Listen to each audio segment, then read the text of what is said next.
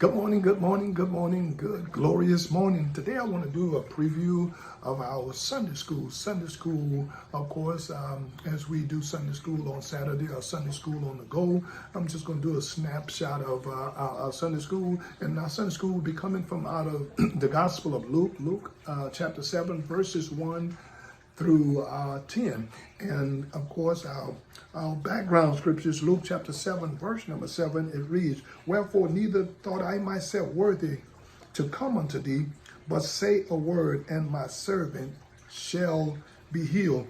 Our lesson today is fate of the centurion. Fate of the centurion. Of course, the centurion was a Roman garrison who were over 100 soldiers. This particular centurion, of course, is who we're going to look at. And the first thing we're going to look at how he made the appeal to Jesus, verse 1 through 5. Of course, Jesus had came to Capernaum, and of course, it was known that he was there. Faith come by hearing, and hearing by the word of God. This centurion, of course, he's a man of authority and power and influence. He has one of his soldiers sick, even to the point of death. He's at a place of desperation. And instead of getting rid of him, he goes and he makes an appeal to Christ. So he sends certain of his delegation to come to him. And the delegation, as they went to him, they talked about how compassionate he was. And of course, he was a constructor. He construct building, of course, synagogue where God would be glorified, of course. And so it makes this particular appeal talking about how good he was. And certainly he was good. He's a man of consideration and compassion and a constructor. And so Jesus, of course, on this appeal goes with him. And as he was going, he sends a second delegation, of course. In this second delegation, we begin to express the confidence in the Lord's authority, verse 6 through 8.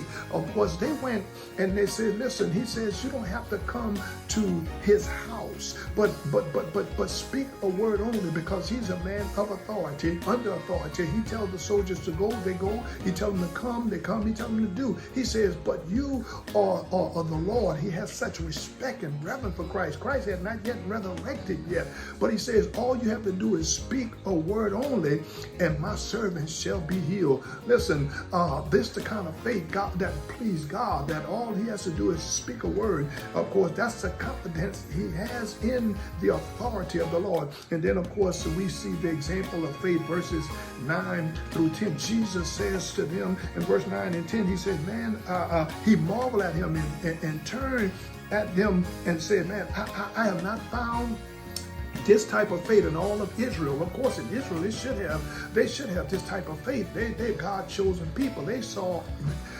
example from Old to New Testament. They heard about how God opened up the Red Sea. They heard about how they crossed over Jordan. They heard about how walls came down. They heard about so many miracles, but yet they still didn't have this type of faith. Listen, the centurion faith, of course, was in God's word. He says, God, you don't have to say nothing, but you don't have to do nothing, but all you got to do is say it, because whatever you say is going to come to pass. And this type of faith, of course, please God. For without faith, it is impossible to please God. So the centurion teaches us a valuable lesson, that when we're at a place of desperation, when we're at a place when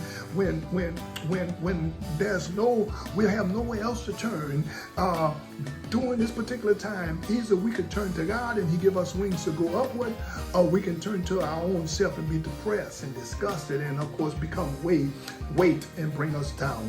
The faith of the centurion. God bless you. Have a blessed day on purpose, and make sure you go to somebody's Sunday school on tomorrow. God bless you.